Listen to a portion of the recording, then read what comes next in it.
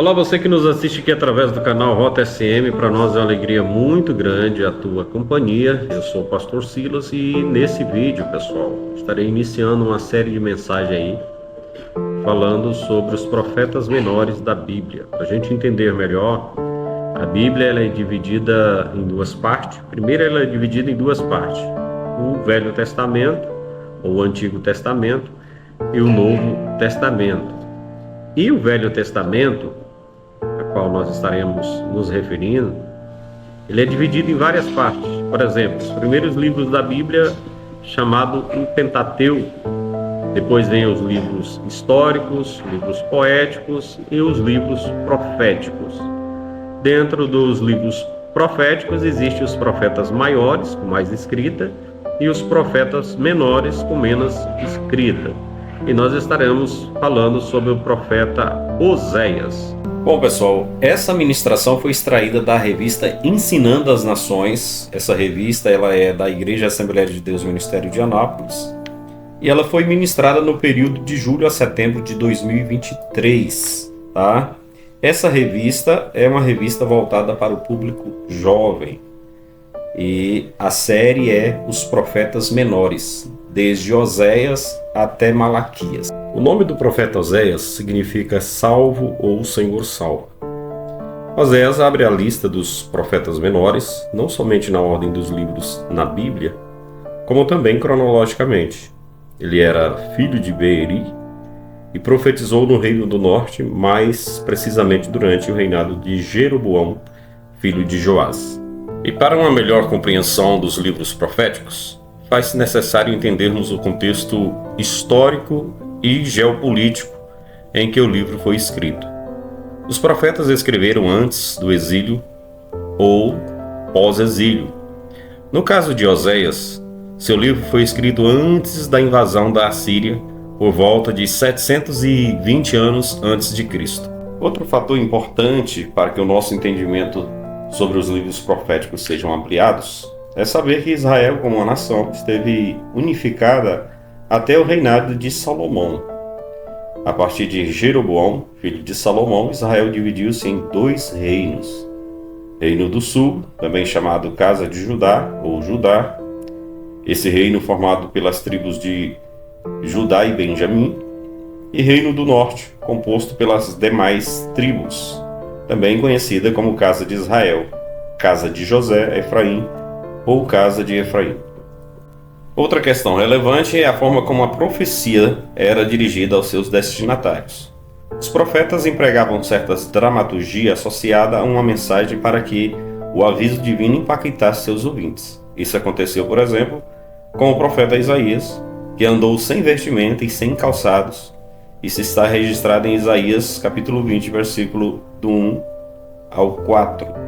E Ezequiel, a quem Deus ordenara que arrumara seus pertences, fizesse um fardo e colocasse-a nas costas e cobrisse o seu rosto à vista de todo o povo, significando o exílio babilônico. Ezequiel 12, versículo 1 ao 6.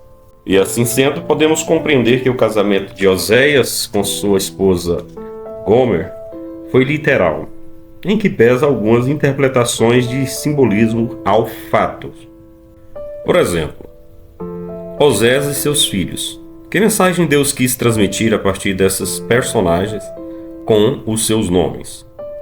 Para compreendermos o que Deus tinha em mente, faz-se necessário entendermos que os nomes eram carregados de significado. Por exemplo, Isaque, filho de Abraão. O significado do nome Isaque era riso, ou Deus ri. Por quê? Porque Sara achou graça quando o anjo lhe disse que teria um filho na velhice. E uma questão não menos importante é olharmos para as profecias e oráculos divinos numa perspectiva progressiva, isto é, as profecias e mensagens divinas têm um cumprimento histórico, futurista, escatológico ou espiritual. Partindo dessa perspectiva, analisaremos os nomes dos filhos de Oséias. O primeiro filho de Oséias foi Jezreel.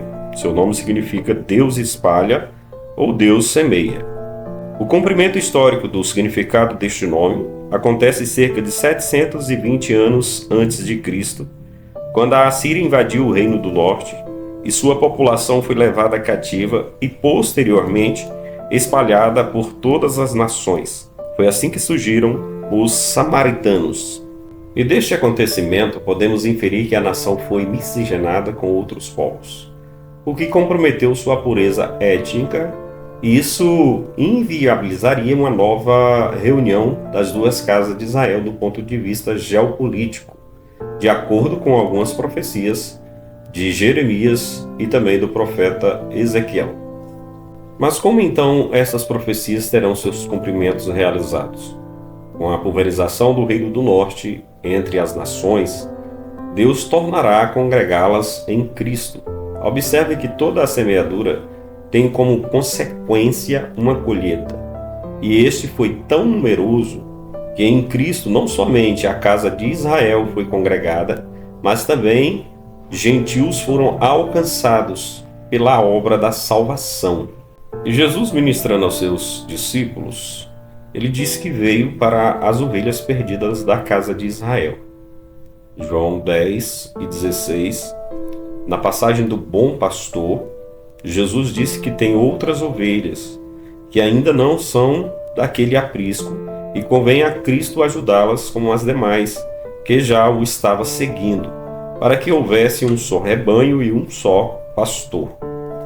E Gomer dá à luz a uma filha e Deus lhe ordena que ponha o nome de Lo-Ruhamá, que significa sem misericórdia e não amada. Deus estava dizendo à casa de Efraim que não os amava ou que não usaria mais de misericórdia, devido à medida do pecado deles ter alcançado patamares insuportáveis, que ele não seria mais misericordioso. Contudo, a misericórdia, o amor, a graça de Deus, que é um tema vivido no livro do profeta Oséias, tornará a entrar em ação. E mais uma vez, através da obra de Cristo instrumentalizada pela Igreja, Deus manifestará sua misericórdia não somente à casa de Israel, mas, e sobretudo, para com todos os homens. Veja as palavras do apóstolo Pedro na sua primeira carta, capítulo 2, versículo 9 e 10, e compare com Oséias, capítulo 1, versículo 6, 9 e versículo 10. Paulo também cita o profeta em estudo, compreendendo o caráter soteriológico relativo à salvação e espiritual de Oséias. Romanos, capítulo 9, versículo 25 e 26. E finalmente Oséias tem o terceiro filho, a quem Deus o chama de Lo-Amim, ou seja, não meu povo. Deus está dizendo às tribos do norte que elas não seriam mais consideradas seu povo pelos inúmeros pecados cometidos que culminaram com o desaparecimento do reino do norte, o que de fato aconteceu com a invasão assíria. O nome do último filho do profeta mostra claramente o caráter universal da salvação em Cristo. E no verso seguinte, a qual Deus dissera que a casa de Israel não seria mais considerada como seu povo, Oséias capítulo 1, versículo 10, o Senhor afirma que eles serão chamados filhos do Deus vivo, o mistério da salvação, da qual Paulo faz menção nas cartas aos Efésios e aos Colossenses, parece perpassar pelo primeiro capítulo de Oséias. Efésios 3 e 3, explicado em capítulo 2, versículo 11 ao 19, e também Colossenses 1, do 26 ao 27. É em Cristo que os dois reinos, espiritualmente falando, são unidos. Os da casa de Israel, mais os gentios, junto com os judeus. Casa de Judá, a quem Paulo chama de remanescente em Romanos 9, 27, que creram em Cristo Jesus. Desta maneira, as profecias de reunião das duas casas de Israel, profetizada pelos profetas Isaías, Jeremias e Ezequiel, e outros profetas menores, terão seu cumprimento no Israel da nova aliança, que é a Igreja. O contexto espiritual da casa de Israel. A casa de Efraim havia mergulhado em um charco de iniquidade que resultou em um abrupto declínio espiritual. Como Israel unificado era uma nação teocrática, assim também os dois novos reinos dela derivado, tudo o que acontecia na esfera social, política, econômica, religiosa, desembocava no ambiente espiritual. A linguagem forense utilizada no início do capítulo 4 é derramada, termo empregado a questões judiciais, o que sinaliza o iminente juízo de Deus pelos pecados da casa de Efraim. O direito das viúvas, dos pobres, dos estrangeiros estava sendo violado de maneira avassaladora pelos príncipes e o temor do Senhor havia desaparecido do coração do povo. Os sacerdotes abandonaram o ensino da lei ao povo, o que faz a nação entrar em uma profunda apostasia. No capítulo 4, versículo 13, Oséias faz severas, duras críticas às autoridades eclesiásticas e civis por suas condutas ímpias, bem como pronuncia o castigo divino que estava por vir. E por todo o livro, expressões como adultério, prostituição, infidelidade e termos correlatos dão o diagnóstico do estado moral e espiritual do povo.